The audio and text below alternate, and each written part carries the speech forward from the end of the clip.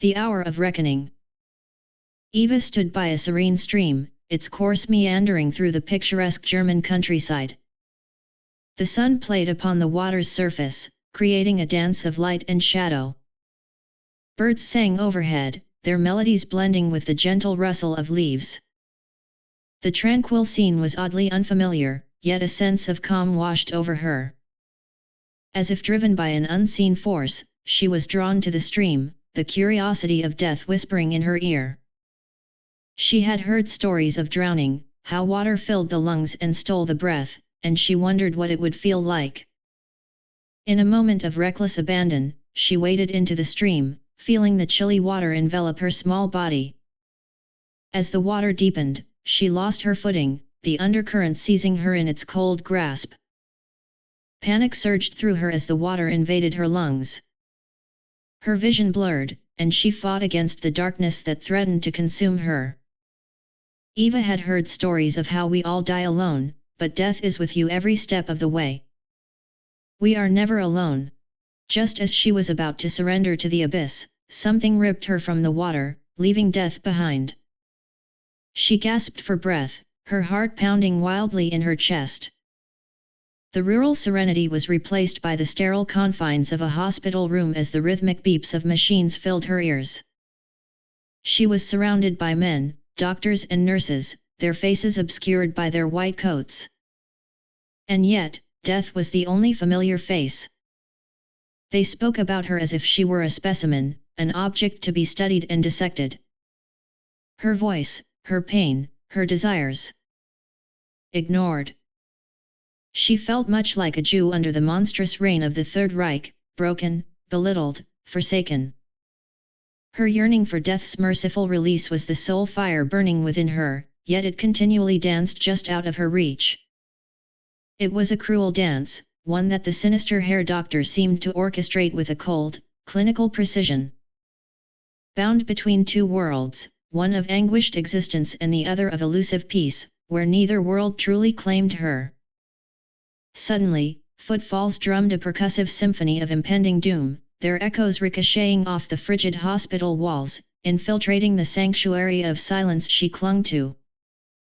The rhythm, insistent and imposing, mirrored the staccato beat of Eva's heart, a wild, untamed creature, hammering against the cage of her ribs with a frenzy born of desperation. Her breath was a ragged hostage in her throat, held captive by the unfamiliar, unfriendly and unwelcoming faces pacing around her. She only recognizes one. Her eyes darted all over the room, but settled on the scalpel residing beside her. It glistened under the harsh fluorescent light, an ominous symbol of her desperation. Death was the only familiar face in this room full of strangers. He never left, he never would. He embraced her and playfully whispered, "Do it." Without further explanation she knew what to do. "Do it." Eva reached for the scalpel. "That's it." Its cold touch pierced her skin. "Do it." She held it to her throat. Now. She did it. Blood flowed, pooling around a frail body staining the white sheets.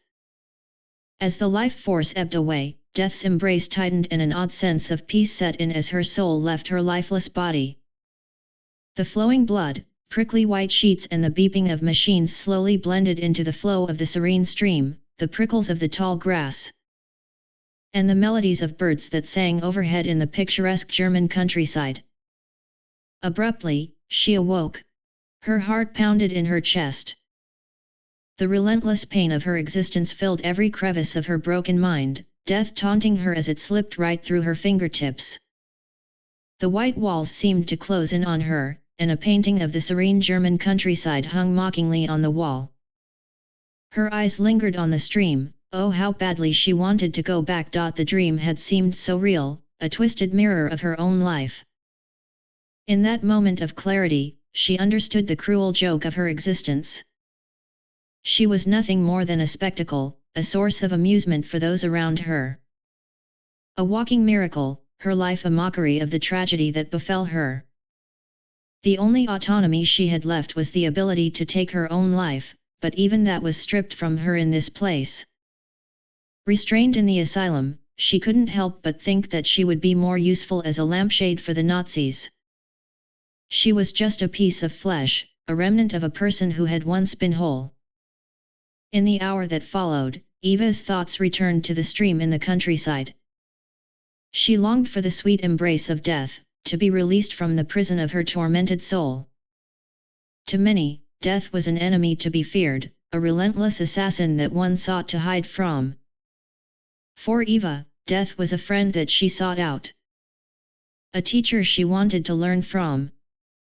Eva slipped back to the serene stream as it flowed through the picturesque countryside.